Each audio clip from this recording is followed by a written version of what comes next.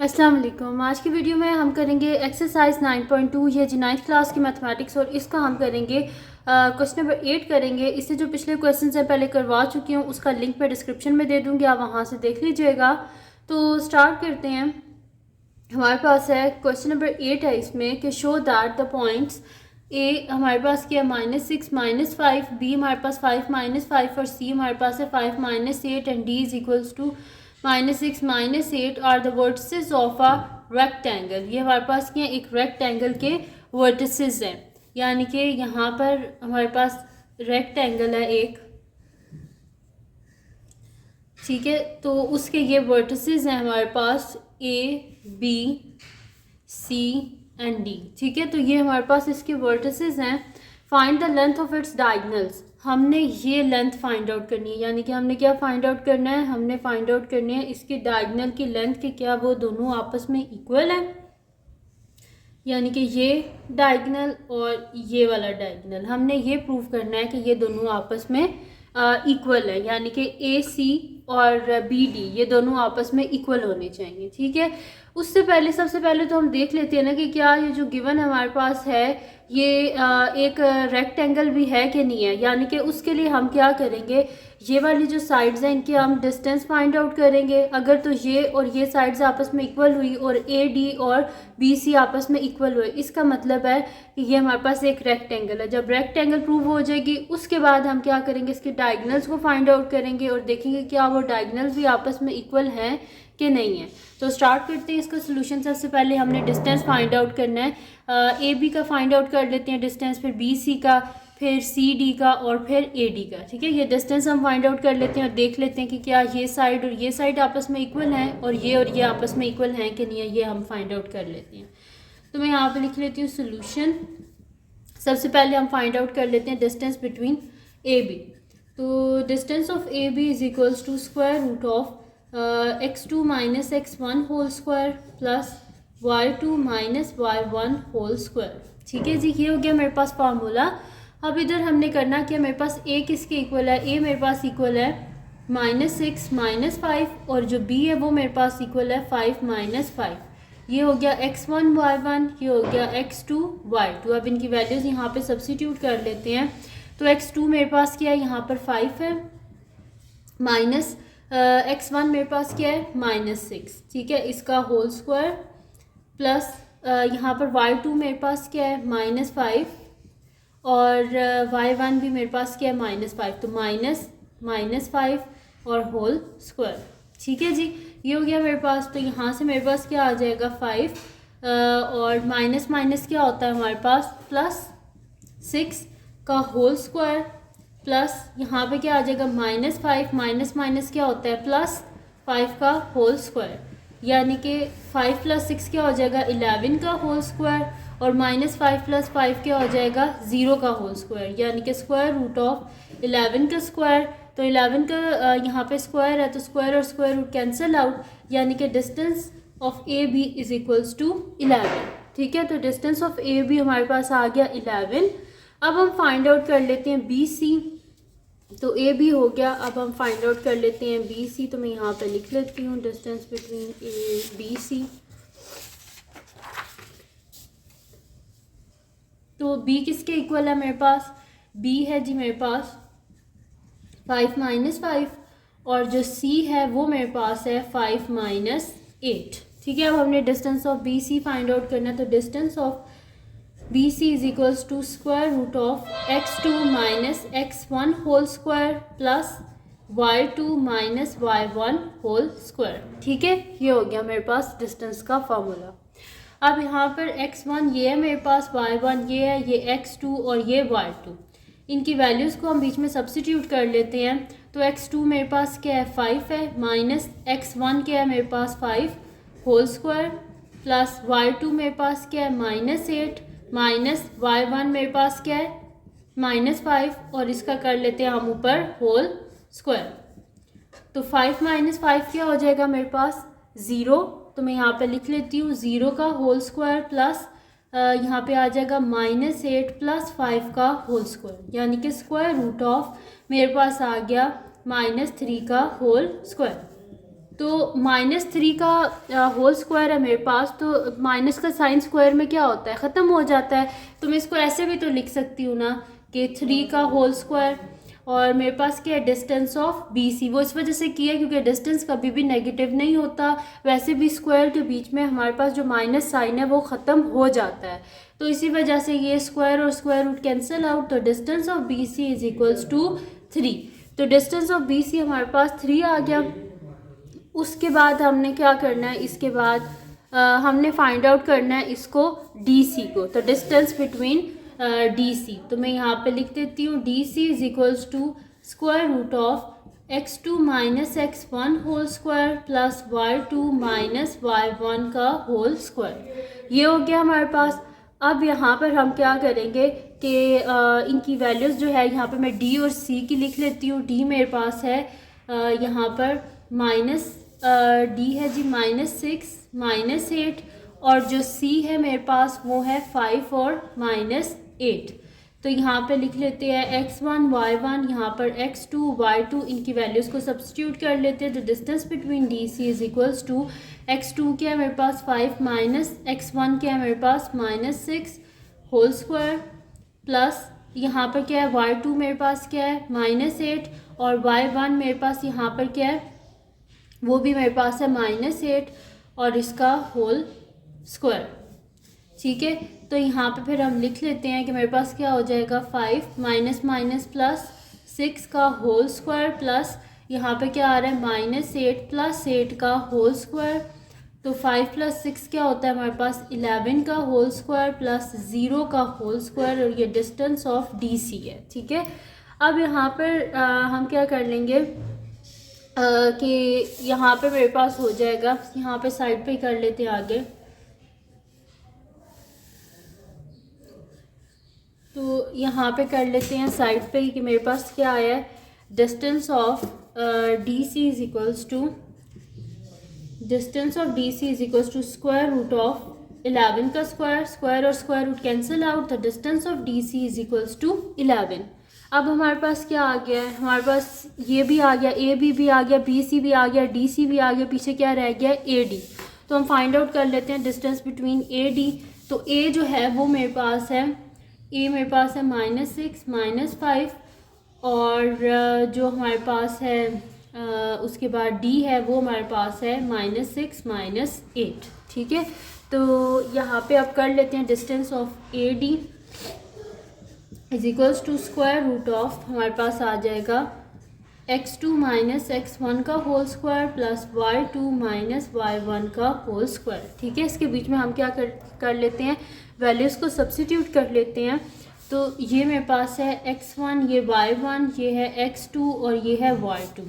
तो यहाँ पे क्या हो जाएगा हमारे पास, x2 क्या है -6 माइनस x1 क्या है -6 और इसका होल स्क्वायर, और दरमियान में प्लस का साइन, हमारे पास क्या है y2 माइनस y1। तो y2 यहाँ पर क्या है मेरे पास, y2 है जी -5 और माइनस का साइन, और y1 क्या है मेरे पास -5। ठीक है, तो ये हो गया मेरे पास यहाँ पर, तो बल्कि y2 मेरे पास -8 है, सॉरी y2 -8 है मेरे पास, y2 -8 और माइनस y1 मेरे पास क्या है -5, तो -8, और ये हो गया हमारे पास।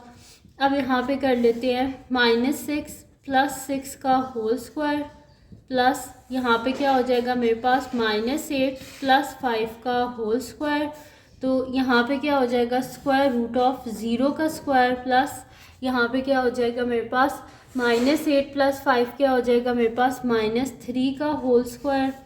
तो यहाँ पे ये हो गया, तो मैं इसको लिख लेती हूँ स्क्वायर रूट ऑफ, देखिए हम इसको इस तरह भी तो लिख सकते हैं ना, मेरे पास है -3 का होल स्क्वायर, तो इसको हम इस तरह भी लिख सकते हैं कि -1 का स्क्वायर इंटू 3 का स्क्वायर। ठीक है, तो -1 का स्क्वायर क्या होता है 1 ही होता है, तो यहाँ पे क्या हो जाएगा मेरे पास 3 का स्क्वायर। ठीक है, स्क्वायर और स्क्वायर रूट कैंसिल आउट, तो मेरे पास क्या आ गया 3 आ गया, यानी कि distance of AD is equals to 3।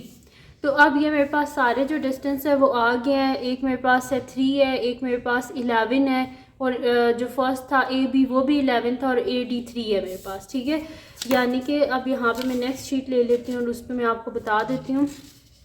तो ये मेरे पास हो जाएगा कि हमारे पास ए बी क्या आया था, ए बी हमारे पास डिस्टेंस ऑफ ए बी हमारे पास 11 आया था। तो यहाँ पे दूसरी कौन सा है जिसका 11 है, डी सी 11 है। तो देखें ए बी और डी सी आपस में बराबर आ गए हैं। तो मैं यहाँ पे लिख देती हूँ since distance of A B is equals to distance of हमारे पास है डी सी, और ये दोनों किसके इक्वल हैं, 11 के इक्वल हैं। और फिर हमारे पास क्या है, यहाँ पर हमारे पास है बी सी भी 3 के इक्वल है और ए डी भी किसके इक्वल है, 3 के इक्वल। तो हम यहाँ पे लिखेंगे कि distance of A D is equals to distance of B C, और ये दोनों किसके इक्वल है, 3 के इक्वल है। ठीक है, तो ये दोनों डिस्टेंस क्या है, इक्वल है, यानी कि opposite sides are equal, opposite sides are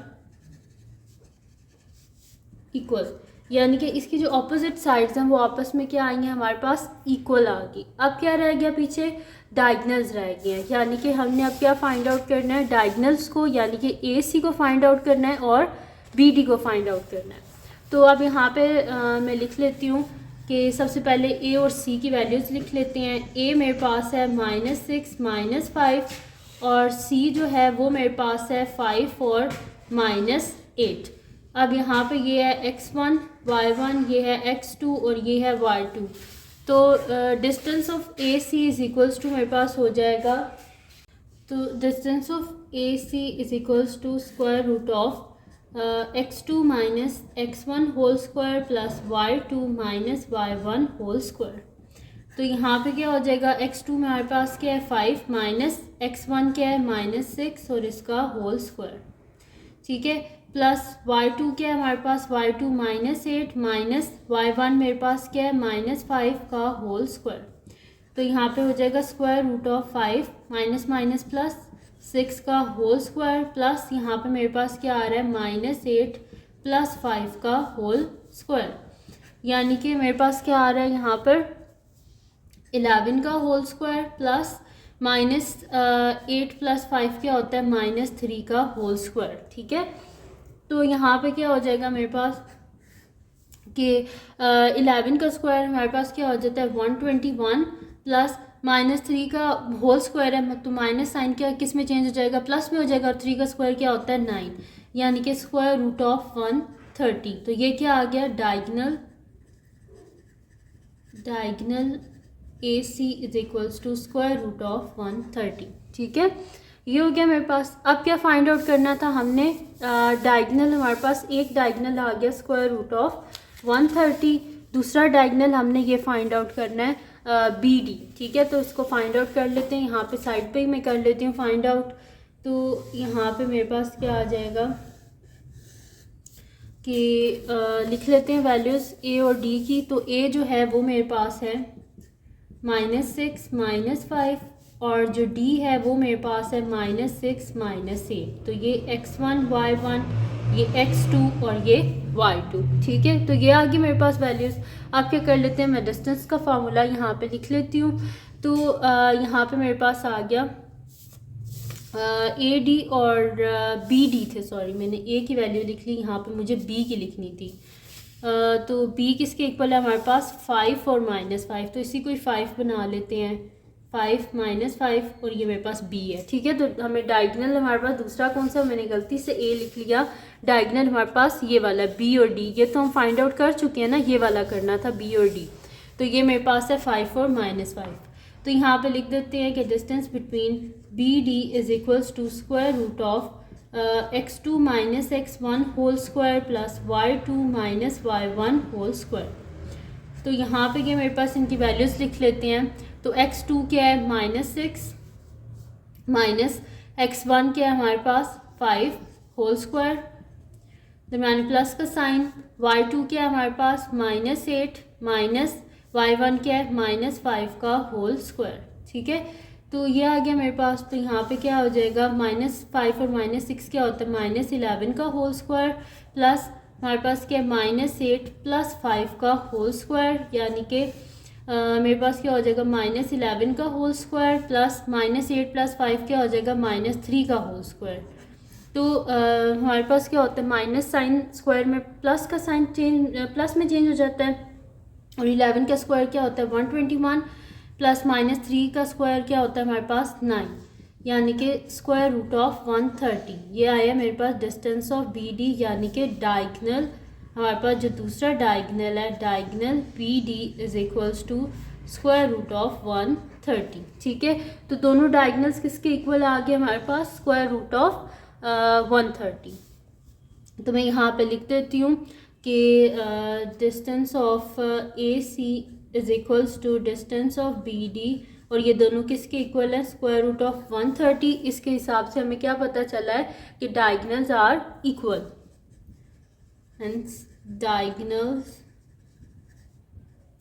are equal. ठीक है, यानी कि डायगनल इनके आपस में क्या है, इक्वल है।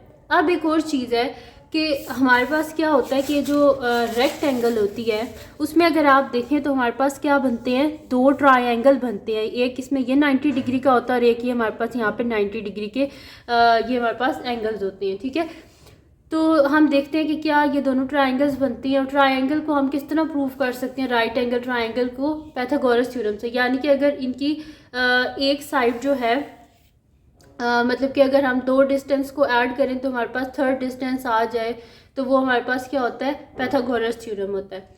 तो यहाँ पर अगर हम कर दें कि यहाँ से मैं आपको बता देती हूँ कि अगर हम कर दें ए डी, ठीक है, और डी सी, तो ये दोनों किसके इक्वल आने चाहिए, ए सी के होल स्क्वायर के, जिसको बोलते हैं पाइथागोरस थ्योरम। ठीक है, तो यहाँ पे मैं आपको करके बता भी देती हूँ कि distance of A D whole square plus D C whole square is equal to distance of A C का होल स्क्वायर। ये मैं आपको बता भी देती हूँ। ए डी किसके इक्वल आया था हमारे पास, ए डी जो है वो मैंने यहाँ पर किया था, और ए डी हमारे पास किसके इक्वल था, 3 के इक्वल।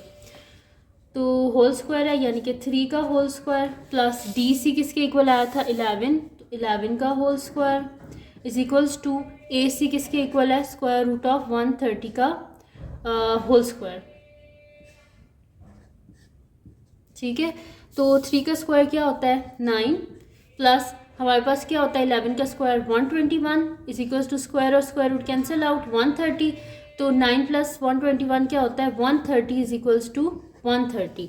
यानी कि हाँ हमारे पास क्या है कि परपेंडिकुलर का होल स्क्वायर प्लस बेस का होल स्क्वायर किसके इक्वल आना चाहिए, हाइपोटेन्यूज के होल स्क्वायर के, इसको बोलते हैं पाइथागोरस थ्योरम।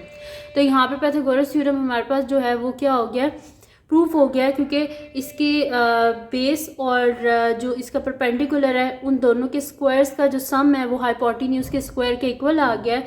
इसका मतलब है कि यहाँ पे क्या बन रही है, एक राइट एंगल ट्रायंगल, यानी कि ये जो ट्रायंगल हमारे पास है ये वाली ए डी सी, ये वाली जो ट्रायंगल है ए डी सी, ये हमारे पास क्या है, एक राइट एंगल ट्रायंगल है। तो रेक्टेंगल में क्या होता है, हमारे पास दो राइट एंगल ट्रायंगल्स बनती हैं। तो यहाँ पे फिर हम लिख देंगे कि such that triangle A D C is equals to हमारे पास किसके इक्वल होगी, 90 डिग्री के इक्वल होगी, क्योंकि राइट एंगल ट्रायंगल में हमारे पास पाइथागोरस थ्योरम जो होता है वो प्रूव होता है। ठीक है, ये हो गया। अब क्या करना है, हमने यहाँ पर हमने देखना है कि दूसरी भी क्या बनेगी हमारे पास राइट एंगल ट्रायंगल। एक तो बन गई है हमारे पास, तो हमने देखनी है कि क्या ये भी बनेगी हमारे पास बी ए डी। इसमें से देख लेते हैं ना हम कि दूसरी कौन सी हमारे पास बनेगी, कोई भी बना ले इसमें आप। तो अब हम करेंगे कि ए बी और ए डी का हम करेंगे। ठीक है, ए बी और ए डी, ठीक है, इन दोनों का क्या होना चाहिए हमारे पास, होल स्क्वायर जो है वो किसके इक्वल आने चाहिए, बी डी के इक्वल आने चाहिए। ठीक है, तो वो मैं यहाँ पे कर भी देती हूँ आपको कि ए बी का whole square plus A D का whole square is equals to distance का होल स्क्वायर। ठीक है, is equals to distance of B D का होल स्क्वायर। ठीक है, तो अब यहाँ पे ए बी किसके इक्वल था हमारे पास 11 के, डिस्टेंस ऑफ ए बी 11 के इक्वल था, 11 का whole square plus A D जो है वो किसके इक्वल है, 3 के इक्वल है, तो 3 का whole square is equals to B D किसके इक्वल आया था हमारे पास, स्क्वायर रूट ऑफ 130, तो स्क्वायर रूट ऑफ 130 का होल स्क्वायर। तो 121 plus 9 is equals to square root of 130, दोबारा से लिख देती हूँ होल स्क्वायर, तो स्क्वायर और स्क्वायर रूट कैंसिल आउट हो जाएगा, तो 130 इज इक्वल्स टू 130। तो यहाँ पे क्या आ गया हमारे पास कि परपेंडिकुलर का होल स्क्वायर प्लस बेस का whole square is equals to hypotenuse का होल स्क्वायर, यानी कि पाइथागोरस थ्योरम सिंप्लीफाई प्रूव हो गया हमारे पास। तो इसका मतलब है कि ये जो हमारे पास इसमें क्या है, ये जो ट्राइंगल है ना BAD, ये भी हमारे पास क्या है राइट एंगल। तो इसमें क्या है, यहाँ पे हमारे पास सारे क्या बनते हैं 90 डिग्री के एंगल्स बनते हैं। इसके 4 जो कॉर्नर्स होते हैं ना सारे किसके इक्वल होते हैं, 90 डिग्री के इक्वल होते हैं। बेशक आप ये तो मैंने 2 को किया, आप बाकी यहाँ पर भी जो है ट्राइंगल्स वो भी आपके पास प्रूफ हो जाएंगी। ये भी 90 डिग्री के बनेगी, यहाँ पे ये देखें ये 90 डिग्री की ट्राइंगल है, ये भी 90 डिग्री की है, ये वाली भी 90 डिग्री की है और ऐसे भी 90 डिग्री की है, ठीक है, ये वाली भी 90 डिग्री की। तो ये 4 इसके बीच में हमारे पास बन जाती हैं 90 डिग्री की ट्राइंगल्स। तो ये यहाँ पे हमारे पास प्रूव हो गया सच दैट कि हमारे पास एंगल BAD जो है ये भी किसके इक्वल है, 90 डिग्री के इक्वल है, ठीक है। तो यहाँ पे हमारे पास इसमें क्या हो गया कि ये भी प्रूफ हो गया कि इसके जो एंगल्स हैं वो हमारे पास किसके इक्वल है, 90 डिग्री के इक्वल हैं। तो इसका क्या मतलब है कि ये जो गिवन हमारे पास थी जो पॉइंट्स गिवन थे ये एक रेक्टेंगल के पॉइंट्स हैं, इसके दोनों डायगनल्स आपस में इक्वल हैं, इसके एंगल्स 90 डिग्री के हैं, यानी कि ये एक हमारे पास परफेक्ट रेक्टेंगल है, ठीक है। तो ये थी आज की वीडियो जिसमें मैंने आपको करवाया है एक्सरसाइज हमारे पास जो है 9.2 उसका क्वेश्चन नंबर 8। तो अगर ये वीडियो आपके लिए हेल्पफुल है तो उसको लाइक कीजिएगा, मेरे चैनल को सब्सक्राइब कीजिएगा और बेल आइकन को लास्ट में प्रेस कर दीजिएगा ताकि आपको न्यू आने वाली वीडियोस के बारे में पता चल सके। और जो मेरा सेकंड चैनल है जिसके बीच मेरी कुकिंग की, क्राफ्ट्स की, रिडल्स की, ट्रैवलिंग की वीडियोस हैं उसका लिंक पे डिस्क्रिप्शन में है, उसको भी सब्सक्राइब कर दीजिएगा। और जो मेरी बहन का चैनल है उसका लिंक पे डिस्क्रिप्शन में है, उसको भी सब्सक्राइब कर दीजिएगा। और अपनी दुआओं में लाजमी याद रखिएगा। अल्लाह हाफिज़।